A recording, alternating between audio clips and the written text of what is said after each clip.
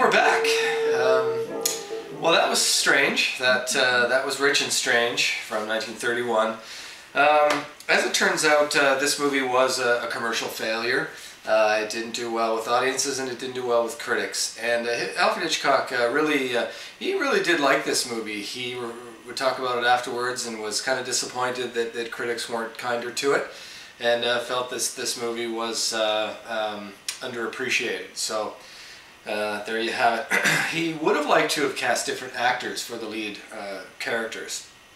As I said in the pre-movie comments, he wasn't happy with Joan Barry, and he felt the leading man really wasn't the right guy for the part. And so, you know, once again, not really having the kind of control that he would like to have with British International Pictures.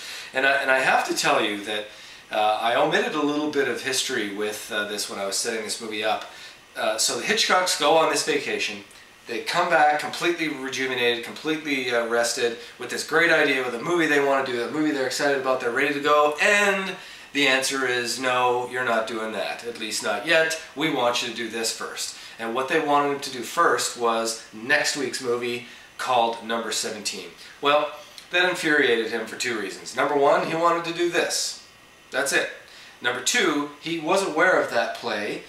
He didn't think it was very good. He didn't think it was going to translate very well to film. And like I said, he was just infuriated and really didn't want to do it. So we really are seeing the beginning and the end with this relationship with British International Pictures.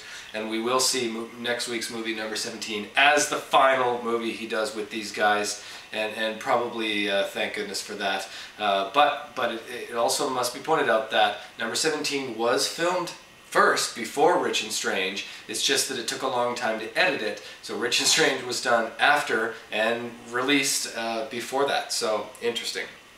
That's why we're doing it in this order. We saw Love Triangle with this, and you know, it's the same sort of story in The Ring, where you know you have this girl and she's being propositioned, if you will, by someone more handsome and taller and richer and whatever. Definitely something that we'll see again and again. There's lots of that in Hitchcock movies. I think he'd like that. Diane always points out yet another person in love with someone else's spouse, and we see lots of that. So there you go. A couple of things that we noticed that made us laugh. There was because we did have the chuckle meter on again, and I think or is it the chuckleometer? The chuckle meter, we were both at about 5 where something made us laugh. One of the things that made me laugh was, or both of us laughed, was they kept showing the guy who is seasick, and when the waiter comes and wants to take his order, and he looks like hell, and the guy, the rest of the menu says gorgonzola cheese, and he's ready to throw up, and he says, "Could you ask my wife to bring me a grape?" We thought that was funny because yeah, I guess that's all he could have handled that. So. The doodle changes. The continuity issue with this, very much like Blackmail. When in Blackmail, Annie Andra's character draws the nude and the artist finishes the nude, we see that painting later in the movie and it's different.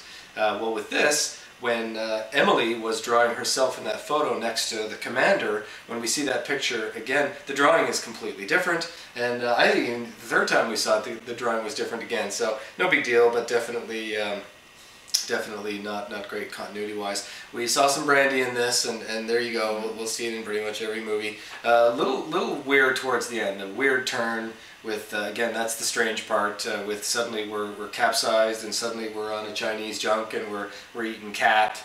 We're seeing the cat pelt on the side of the.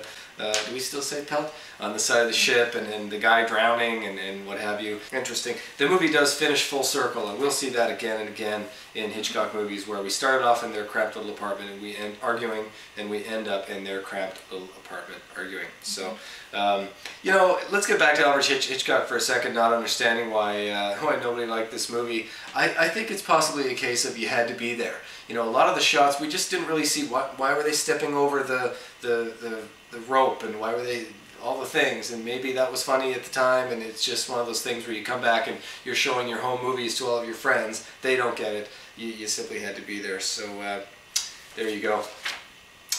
Great, so something to look forward to for next weekend is Alfred Hitchcock's last movie with British International Pictures, called Number 17. We liked it.